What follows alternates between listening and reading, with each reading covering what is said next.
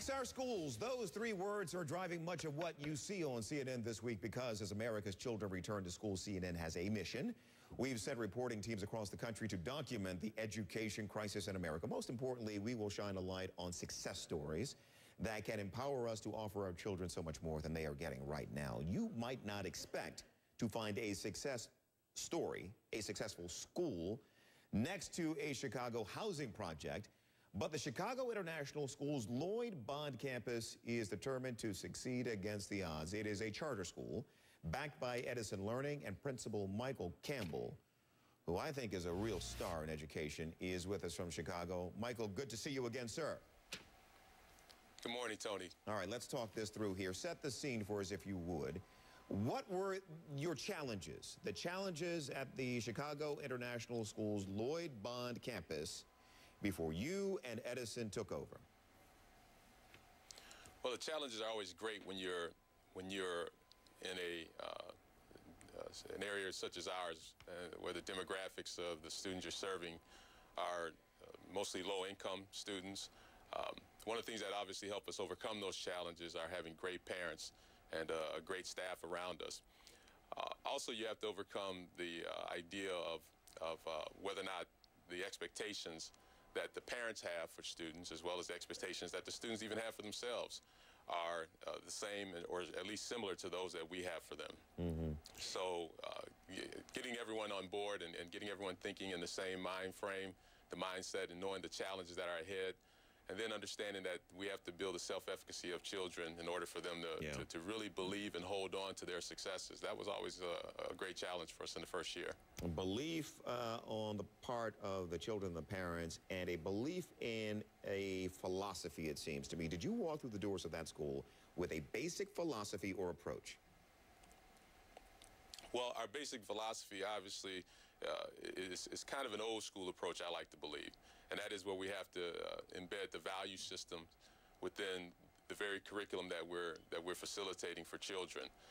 Also, in this millennium, Tony, we're really looking at children who need more than a handheld calculator in their hand like we did when we were growing up. Now we have to have clickers in their hands where students are going to be able to give you an instantaneous response to what they're thinking and be able to graphically show that information on the board for them, to infuse technology throughout the school, put laptops in the hands of children on a 3-to-1 ratio. Those are the approaches that we use to really engage the learner. Yeah. How do you make the home front an extension of the school front? How are you structuring your parental interaction? Well, we've got great parents, and the one thing about having a school in Augill, the school can actually become the hub of the community.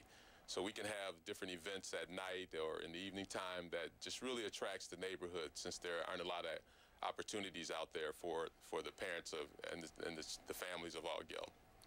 So we want to make sure, first of all, that we're listening to our parents, and that any of their concerns or any of the dreams that they have for their children's education, we can help them manifest those dreams into a reality.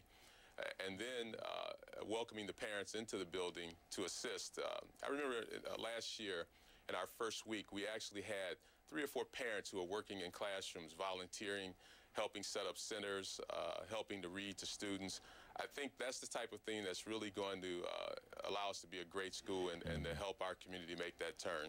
Okay, well, one last one for you, and I need an answer to this. I need you to help me look to a future where we have closed the achievement gap in this country, where Black and Latino and white kids are all achieving at least more evenly, all right? What would that mean? What would that mean, Michael, for our country? Well, that's going to create some extraordinary measures for America. The NCLB has created standards that we all can look at now and say that these are the basic standards that allow everyone to have the civil rights to education actually being lived. And one of the things I believe is that the standards that were set by that NCLB really is the floor, Tony. That's not the ceiling. If America's not careful, we'll be blindsided and realize that we haven't closed the global achievement gap that allows our children to compete against the children in Singapore, or that our students are trying to attend Illinois Institute of Technology here in Chicago, But the India Institute of Technology, those students who don't get in are looking at MIT as a fallback. So we have to make certain that the standards that we're teaching and the expectations that we're setting forth for our children are far greater than even the government has established for us. Yeah, Michael, have a great school year. And once we're all on the level playing field, Tony, with that, then we can compete globally. That's what I see for America. Have a great school year, and we'll be in touch with you throughout the year. Michael, great to see you. Thanks, Tony. Great to see you and hear you again. Yeah, my pleasure, man. We posed that last question about closing the achievement gap and what it would mean to two superintendents we interviewed this week. Here's what they said. It would mean everything for our country because we are becoming more diverse every single day. And that is the lens through which we wrote our Race to the Top application, to eliminate the achievement gap while accelerating the performance of every single group. It would be huge for this country. What that really means for us, Tony, is it's no longer simply a moral imperative. It's no longer a social imperative. It really is an economic imperative. I know many of your many viewers and listeners are familiar with the McKinsey report that came out recently that talked about the literally trillions of dollars in economic productivity could be contributed to this great country if we could eliminate that achievement gap. I mean, I believe if we could eliminate the achievement gap, every state budget would be balanced, and indeed the national budget would be balanced as well. So, closing the achievement gap is no longer just a moral imperative. Today, it really is an economic imperative and must be part of our overall strategy for economic recovery.